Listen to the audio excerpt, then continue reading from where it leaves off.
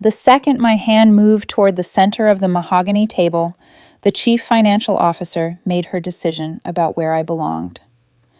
She looked at my extended palm, then at the leather briefcase resting against my chair, and her lips curved into something that resembled a smile, but felt like a weapon.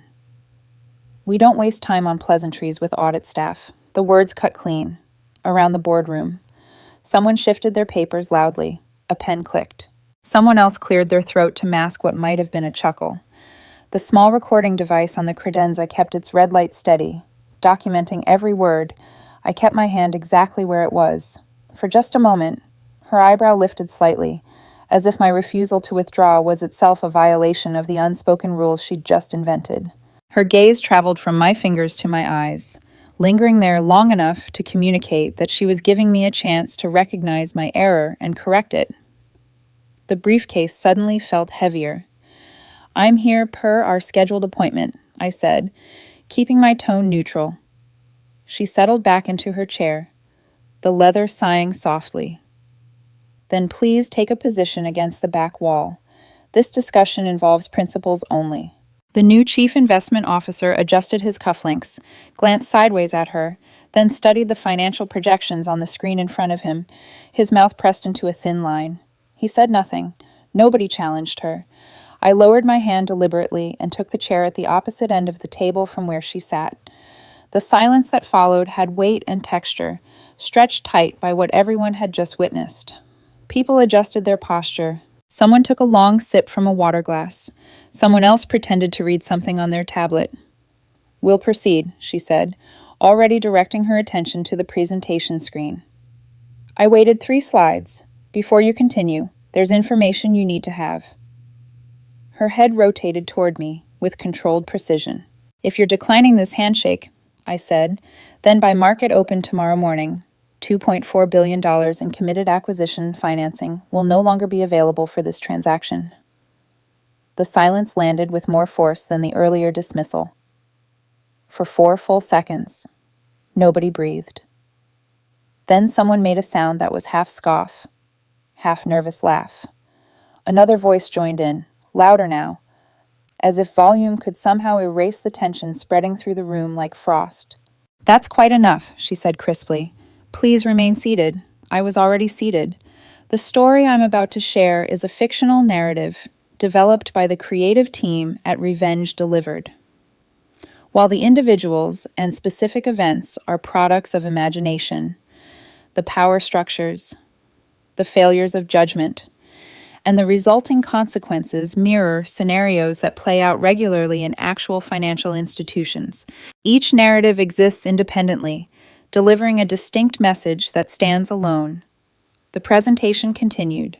Voices resumed their practice rhythm, projected earnings, acquisition synergies, confident assertions about market positions and competitive advantages. Nobody looked toward my end of the table. I observed everything. I cataloged who had laughed when she made her comment about audit staff. I noted who couldn't maintain eye contact. I marked who remained silent when the chief financial officer declared a brief intermission 20 minutes later. People rose quickly, visibly relieved to escape the tension they were all pretending didn't exist. I remained in my chair for an additional moment. Then I stood, retrieved my briefcase, and moved toward the exit. Nobody attempted to stop me. The meeting resumed as though I had already been excused from the premises. The chief financial officer tapped her Mont Blanc pen once against the polished table surface. "We're operating on a compressed timeline. Let's maintain focus on material items only." Her eyes never tracked to my position when she spoke. A man 3 seats to her left leaned slightly toward his colleague. "Is she still here?" The whisper carried farther than he'd intended. Another voice responded, quieter but more pointed. Probably compliance department. "They always embed someone in these sessions for documentation purposes." I maintained my forward gaze. The chief investment officer broke the moment. "Perhaps we should begin with the updated debt structure analysis." "Excellent suggestion." The chief financial officer replied, "Let's hear from capital markets." The screen changed. New charts appeared. Everyone continued as though I occupied no space in the room. "Those leverage ratios appear elevated," one board member observed. They're optimized, not elevated. Another corrected, precisely why we structured the financing package the way we did. A third added, someone produced a sound that might have been a laugh. If the financing source has reservations about our structure, there are certainly other institutions available. The chief financial officer allowed herself a small smile. They don't have reservations. I'm Catherine Morgan. I'm the Senior Managing Director at Crescent Capital Partners. The title sounds impressive because it is. For 16 years, I've been the person who determines which financial institutions receive the acquisition financing they need to execute major transactions and which ones receive a professionally worded declination. My work is deceptively straightforward. I evaluate leveraged buyouts, banking sector consolidations, and institutional mergers that require anywhere from $800 million to $3 billion in committed capital. I assess whether the firms requesting that financing actually possess the risk management capabilities and operational discipline to handle what they're attempting. The vast majority do not. For 16 years, I've been the unseen architect behind some of the most significant financial services transactions in the Northeast Corridor. I've participated in hundreds of sessions identical to this one. I've watched chief executives promise transformative strategic value while their risk officers quietly documented concerns that would never reach the board. I've observed institutions betting their capital reserves on acquisitions they couldn't properly integrate, technology systems they couldn't successfully implement, and market positions they couldn't realistically defend. I am the determining factor in whether those bets deliver returns or detonate balance sheets.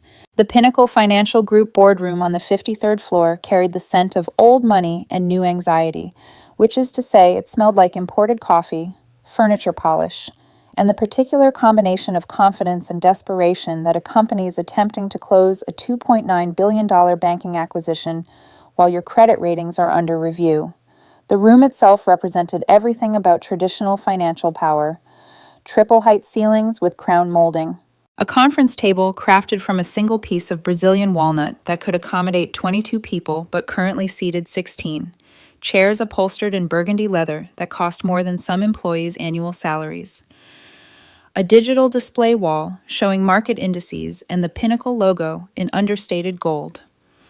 This represented the final executive session before deal closure. The signing ceremony had been scheduled for the following morning. Documentation was prepared. The incoming chief investment officer had arrived from their Hong Kong office 2 days prior. The board had cleared their calendars completely. All elements were aligned, except for a single critical component: the $2.4 billion in committed acquisition financing that my firm controlled. The capital that would actually fund the purchase of Meridian Trust Bank and its 17 regional branches. The financing that existed only on paper until I signed the final authorization documents. But nobody in that boardroom had processed that reality yet. Eleanor Hastings hadn't earned her position through merit. She'd been appointed to it. 10 weeks earlier, Pinnacle's board had recruited her from a rival institution with the kind of compensation arrangement that generates coverage in the financial press. Chief Financial Officer, base compensation in the middle 7 figures. Performance bonuses that could double that amount. Guaranteed board seat. Explicit mandate to modernize the firm's capital structure. She was 46, which in banking leadership meant she had enough gray in her hair to project gravitas without being dismissed as legacy thinking. She favored tailored suits in charcoal and navy pinstripe.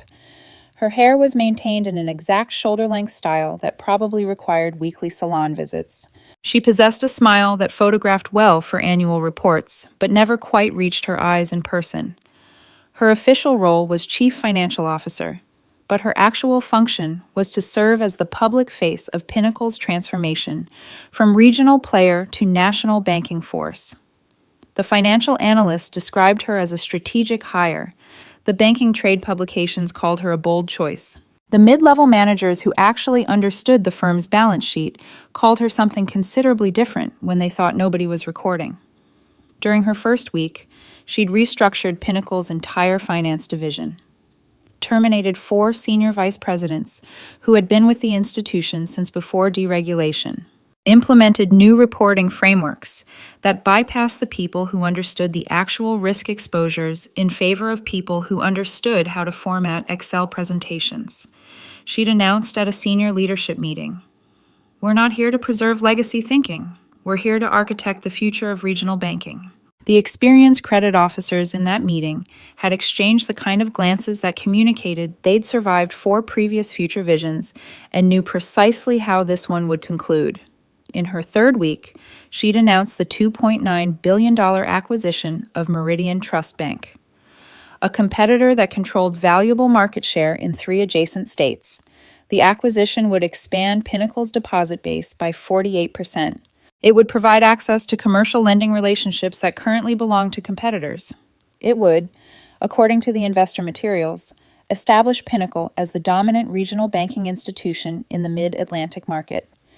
It would also require $2.4 billion in external acquisition financing to execute, because Pinnacle's existing capital structure couldn't support that level of leverage without supplementary funding. That's where Crescent came in. My firm had committed that financing 13 weeks earlier, back when Pinnacle's previous CFO still managed the financial side and the integration planning was grounded in realistic regulatory timelines and actual due diligence findings. We'd committed based on specific capital ratio requirements, specific regulatory approval milestones, and specific assurances about how the 2 institutions' risk management frameworks would be harmonized. Then Eleanor arrived and reconfigured everything. She'd accelerated the regulatory approval timeline by 35%, dismissed the integration concerns raised by both institutions' compliance departments, restructured the transaction plan to prioritize announcement impact over execution viability. She'd accomplished all of this without consulting Crescent, without verifying whether our financing commitment remained valid under the modified parameters. She'd operated under the assumption that the capital was secured. That assumption was incorrect, but I was the only person in that boardroom who understood that fact. I shifted my briefcase from beside my chair to the floor near my feet. The movement drew Eleanor's peripheral attention. "That can be stored in the outer office," she said without direct eye contact. "It's creating visual clutter." "I'll maintain it here," I replied. Her posture stiffened slightly. "I don't believe that was phrased as a request. It was provided for this meeting's specific purpose." A ripple of attention moved through the room.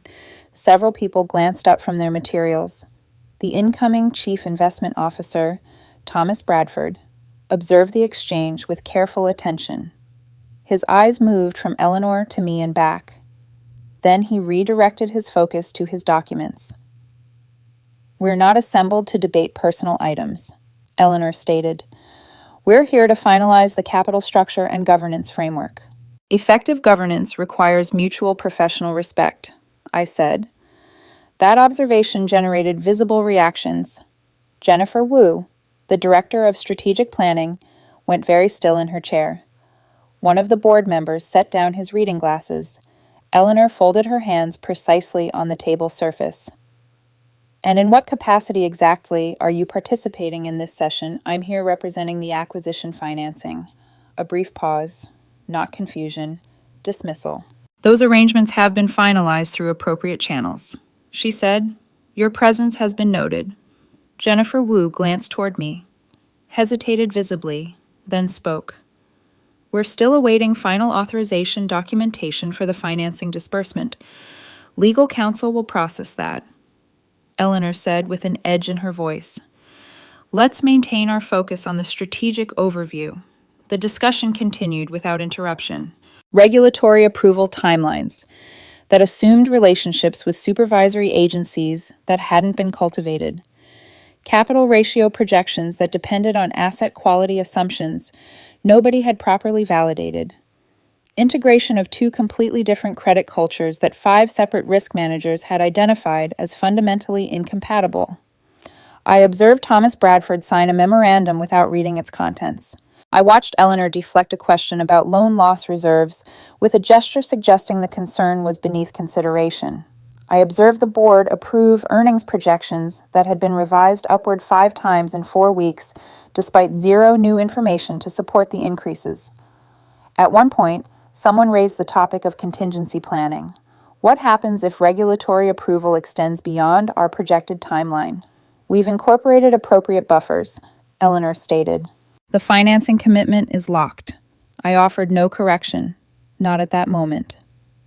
By the time Eleanor suspended the meeting for lunch, 9 significant decisions had been ratified without a single person questioning who actually controlled the authorization for $2.4 billion in acquisition financing. They'd assumed it was automatic. They'd assumed Crescent had endorsed Eleanor's modifications to the transaction structure. They'd assumed the capital was positioned in escrow somewhere, simply awaiting deployment. Every assumption was fundamentally flawed. Eleanor rose first, collecting her materials into a leather portfolio that likely cost more than many employees' monthly compensation. We'll reconvene at 2 o'clock sharp. Punctuality is expected. I remained in my seat as others departed. Jennifer Wu paused near the doorway, looked back at me for several seconds, then exited without comment. Her expression communicated everything her silence concealed. Thomas Bradford lingered, reviewing something on his phone. When the room had cleared, he looked up. You're remaining. For the present. He nodded once and left. I was alone in the boardroom. The city sprawled below the windows, indifferent to the drama unfolding 53 floors above street level. I opened my laptop and accessed my email. 62 unread messages, 5 from Crescent's legal department, 11 from my partners at the firm, 23 from financial analysts monitoring the Pinnacle Meridian transaction, 1 from my general counsel, transmitted 28 minutes earlier. Subject line, require immediate confirmation. I responded with 2 words, provision activated. I navigated to the acquisition financing agreement. Section 17, subsection F, the conduct provision. The clause I'd personally drafted during the original negotiation phase, back when Pinnacle's previous CFO understood that billion-dollar financing relationships require foundational professional respect. The language was unambiguous.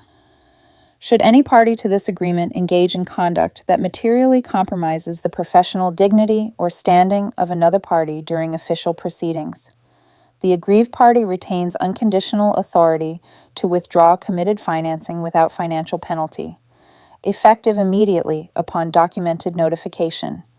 Eleanor had never reviewed it. I composed the withdrawal notification in 5 sentences. No emotional language, no editorial commentary. Solely factual recitation and legal citation. I copied the entire board, Pinnacle's general counsel, and all 3 managing partners at Crescent. I transmitted it at 1:32 p.m.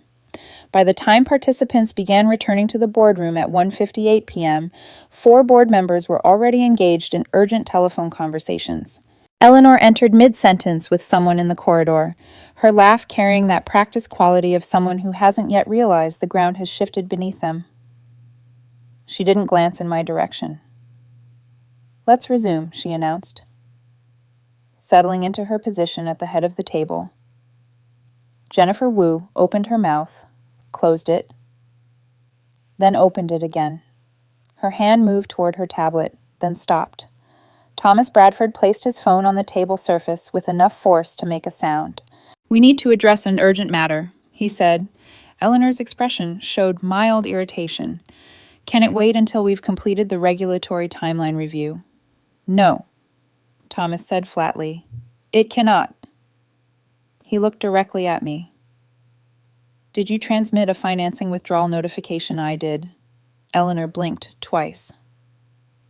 A what? A formal notification of financing withdrawal, I said. Under Section 17, subsection F of our acquisition financing agreement. The room achieved absolute stillness. That's, Eleanor began, then stopped. The general counsel, a precise man named Richard Chen, who'd been sitting unobtrusively in the corner, spoke up. I've just received confirmation from our external counsel. The provision is legally enforceable. Eleanor's face underwent a subtle transformation. Not dramatic, but something behind her professional mask fractured slightly. This is absurd, she said, and her voice carried a new edge. We're 24 hours from closing a $2.9 billion banking acquisition. You were, I replied. Thomas leaned forward, both hands flat on the table. Is there a mechanism for reinstating the financing commitment? There is not, I said. One of the board members, a woman in her late 60s with perfectly styled silver hair, spoke for the first time that day. What conditions would be required for you to reconsider? There are no conditions, I said. The decision is final. Eleanor stood abruptly. You can't do this. I said, I have... She turned to Richard Chen. Stop this immediately. I cannot, he said quietly. The clause is valid and she has acted completely within her contractual rights. But this is over a handshake, Eleanor said. And something in her voice went thin and sharp. This is about professional conduct, I replied. The room fragmented into controlled chaos. Someone was speed dialing the lead investment banking firm. Someone else was frantically scrolling through the financing agreement on their tablet. Richard Chen was attempting to explain legal nuances to two board members who had stopped listening. I stood and collected my briefcase. Eleanor turned to face me directly. What do you want from us? Nothing. That's not a viable answer. It's the only answer you're going to receive. Jennifer Wu spoke quietly from her position across the table. Without that financing, we cannot complete the Meridian acquisition. We cannot execute the branch integrations. The entire transaction collapses. I'm aware of that. Thomas made one final attempt. We can issue a formal public apology, restructure the governance protocols. Whatever you need. She declined a handshake. I said, that choice just eliminated $2.4 billion in acquisition financing. There's nothing to restructure. I moved toward the exit. The silver-haired board member called after me. We will pursue legal remedies. You will not prevail, I said. I didn't wait for further response. The corridor was empty. The elevator was empty. The lobby contained perhaps 8 people, none of whom looked up from their devices. Outside, the afternoon light was clear and precise. I entered a car and checked my phone during the transit to my office. The first news alert appeared 42 minutes later. Pinnacle Financial Acquisition at risk as financing partner withdraws commitment. By 5 p.m., Pinnacle's stock price had decreased 31%. By the following morning, Eleanor Hastings had been placed on paid administrative leave pending an internal review. The board chairman contacted me at 8:07 a.m. We would like to discuss potential pathways forward. There are no pathways forward, I said. We are prepared to make substantial concessions across multiple dimensions. I am not prepared to accept them. Another voice joined the call, female and measured. The institution is significantly exposed at this juncture. Without my financing, you'll do what financial institutions always do, I said. You'll recapitalize through alternative channels. Extended silence.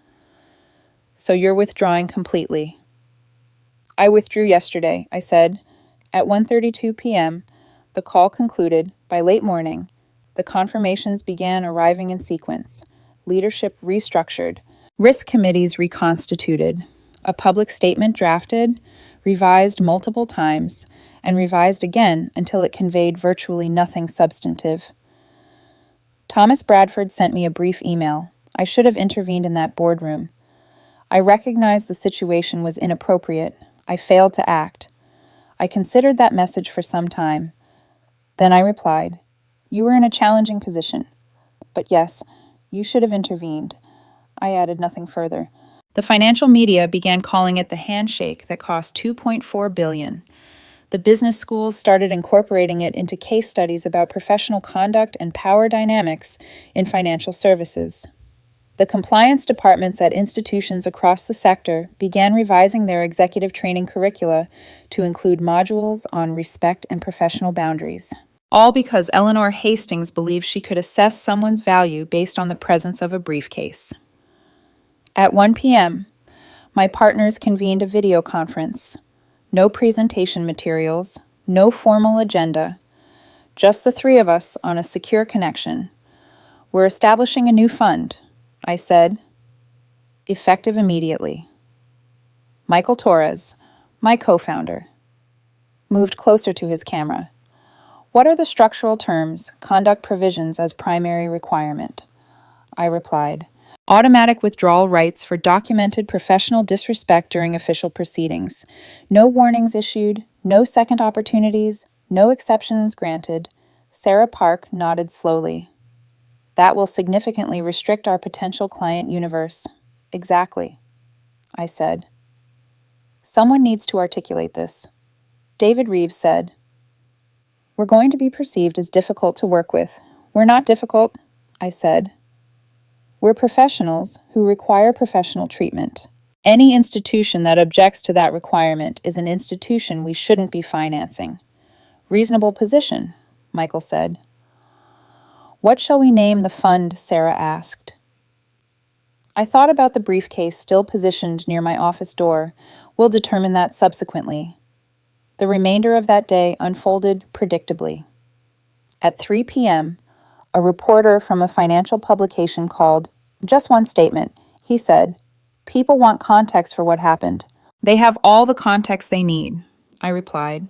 But if you could provide clarification regarding the conduct provision in our financing agreement was triggered, I said. That's the entirety of the clarification available. I terminated the call. At 5 p.m., another message arrived from Pinnacle's legal department, this one from a senior partner at their external firm. Miss Morgan, we are prepared to mediate this dispute through appropriate professional channels. We believe a mutually satisfactory resolution can be identified. I deleted it without responding. At 7 p.m., Jennifer Wu sent me a personal message. Catherine, I know you may not respond to this, but I wanted you to understand that what occurred in that boardroom was wrong. Many of us recognized it was wrong. We should have spoken up. I should have spoken up. I apologize. I examined that message for an extended period. Then I composed a reply. Jennifer, you are in an impossible position. I don't hold that against you personally, but the institution you work for made a choice about its cultural values. That choice has consequences. Take care. I transmitted it and closed my laptop. That evening, I went to a restaurant near my office. A television above the bar was tuned to a financial news network. The text crawling across the bottom read, Pinnacle shares plummet as banking acquisition collapses. Two commentators were engaged in debate. This wasn't simply a financing withdrawal. One argued, this was a fundamental failure of institutional leadership. The other disagreed. You cannot construct corporate governance frameworks around subjective feelings. It's not about feelings. The first countered, it's about conduct. And conduct matters when you're attempting to deploy billions in acquisition capital. I ordered wine and didn't watch the remainder. The call came at 6:45 the following morning. I had been awake for 90 minutes, sitting by my apartment windows with coffee, observing the city beginning its daily rhythm. The board has suspended Ms. Hastings. The voice informed me. Interim leadership has been designated. We would like to initiate dialogue regarding possible resolution paths. There is no resolution path, I said. We understand your position, the voice continued, and we want to acknowledge that the situation was mishandled. We are prepared to discuss complete restructuring under revised terms. I appreciate the acknowledgement, I said, but my decision is final. Even if we were to completely reconstitute the executive team, even then, extended pause. May I ask for your reasoning? Because trust isn't something you can restructure through personnel changes, I said. It's something you either possess or you don't. And once it's compromised in the manner it was compromised in that boardroom, it doesn't regenerate. The voice was quiet for several seconds. We're going to face substantial financial exposure without your capital. I'm aware. And you're comfortable with that outcome. I'm comfortable with my decision, I said. How you manage the consequences is your responsibility, not mine. I ended the call. By mid-morning, the business press had comprehensive coverage. Not because I had provided statements, because someone had leaked the audio recording from the boardroom session.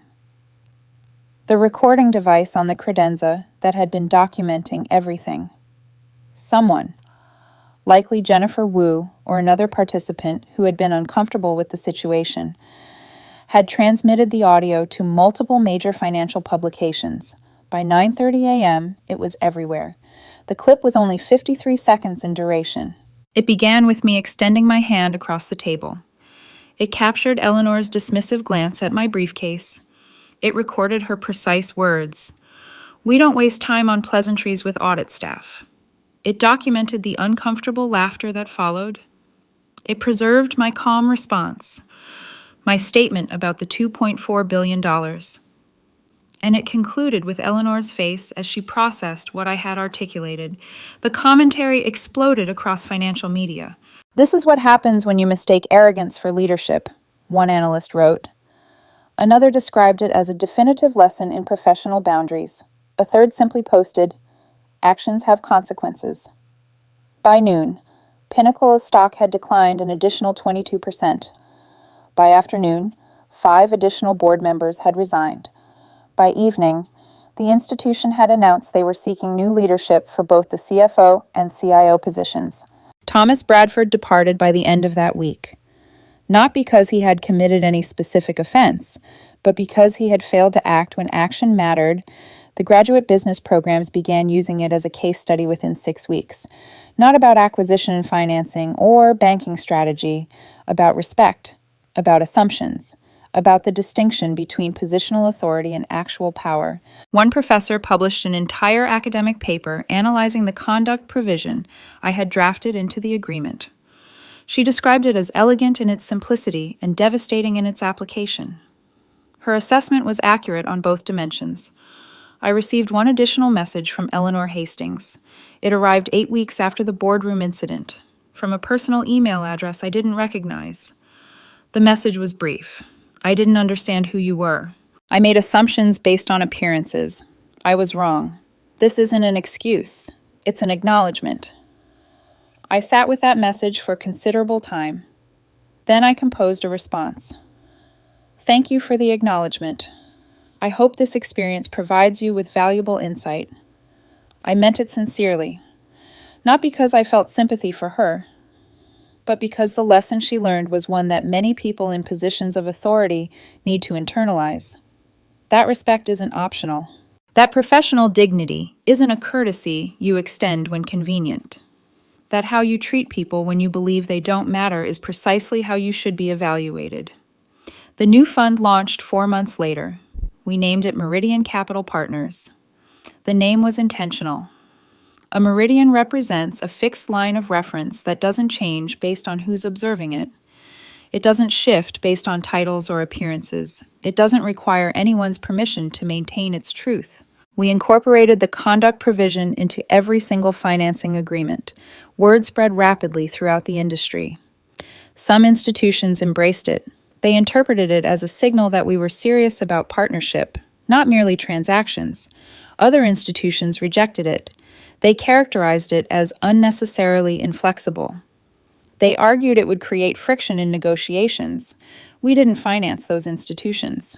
Within 22 months, Meridian had deployed $5.7 billion across 9 major financial services transactions. Every single one closed on schedule. Every single one maintained projected capital ratios. Every single one preserved professional standards throughout the entire engagement.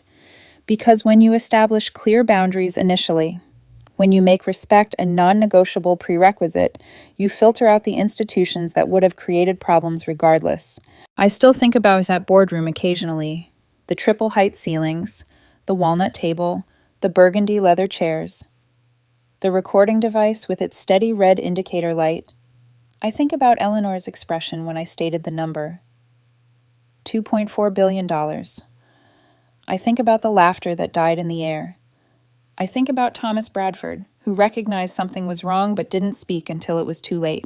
I think about Jennifer Wu, who sent that email apologizing for her silence. But primarily I think about my own hand, extended across that polished surface. Because that handshake wasn't merely a greeting.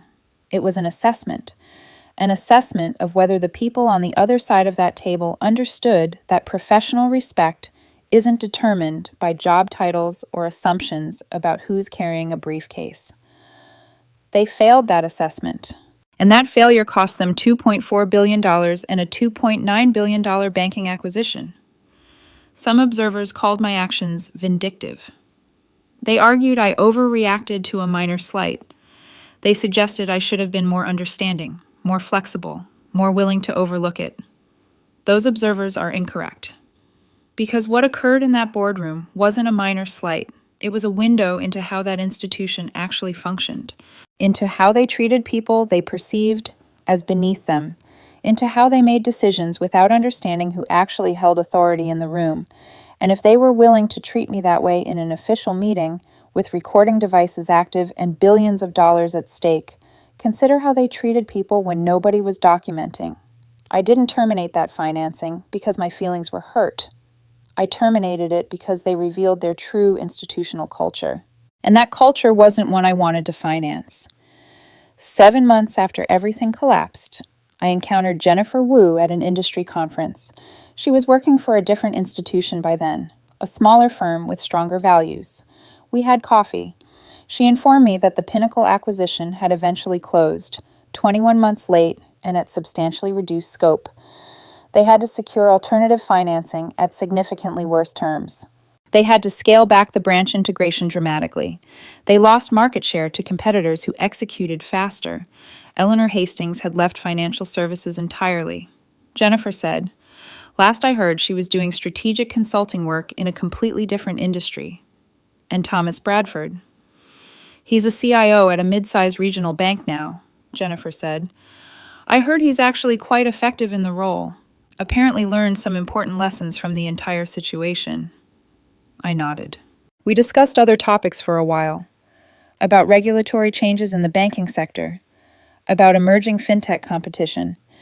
About the deals we were currently working on. Before we separated, Jennifer looked at me directly. "I wanted to ask you something," she said. "Do you ever have second thoughts?" Walking away from that much capital over a handshake, I didn't walk away from the capital, I said. I walked away from people who didn't deserve to deploy it. She smiled slightly. Fair assessment. We said goodbye. I walked back through the conference venue, past dozens of other sessions happening in glass-walled rooms, past hundreds of other professionals making deals and building relationships and attempting to navigate the complex dynamics of financial partnerships. And I reflected on the lesson that required years to fully comprehend. Power isn't about titles. It's not about where you sit at the conference table. It's not about how much capital you control. Though that certainly provides leverage, real power is understanding your value, understanding what you won't accept, and being willing to walk away when those boundaries are violated. Eleanor Hastings believed she had power because she had a title and a board seat and a mandate to transform the institution. But I had something more valuable. I had alternatives. I had a reputation built over 16 years of delivering on commitments. I had relationships with dozens of other institutions who understood how to treat financing partners with respect. I had the freedom to decline. And in that boardroom, when she looked at my briefcase and decided I wasn't worth a handshake, she provided me with valuable information. She showed me exactly who she was, and I believed her. That evening, I returned to my office and finally addressed the briefcase that had been positioned near my desk since I'd left the Pinnacle building. I unpacked it methodically. The laptop returned to its docking station. The financing documents went into secure shredding. And at the very bottom, beneath everything else, was a small gift I had intended for Eleanor. A book about leadership and humility that one of my mentors had given me years earlier when I was still learning these principles myself. I had planned to present it to her after the deal closed, a small gesture of partnership. I looked at it for an extended period. Then I placed it on my bookshelf. Perhaps I would give it to someone else eventually, someone who was prepared to receive it, someone who understood that leadership isn't about making people feel small. It's about making people feel valued. I turned off the office lights and looked out at the city skyline. The lesson I carry forward is straightforward. Respect isn't a courtesy you extend after you learn someone's title. It's the foundation you establish before you know anything at all. Power doesn't announce itself with executive offices or impressive titles or the ability to make other people feel diminished.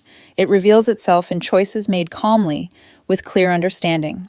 At the precise moment those choices matter most. And sometimes the most powerful action you can take is walking away from people who don't understand that fundamental principle, even when it costs them $2.4 billion. Especially then. Thanks for listening to this story. If you enjoyed watching someone learn an expensive lesson about professional respect, hit that subscribe button. And if you're ever tempted to judge someone based on what kind of briefcase they're carrying instead of who they actually are, remember this. That person you're dismissing might be the one controlling the capital you think already belongs to you. Choose your handshakes with care.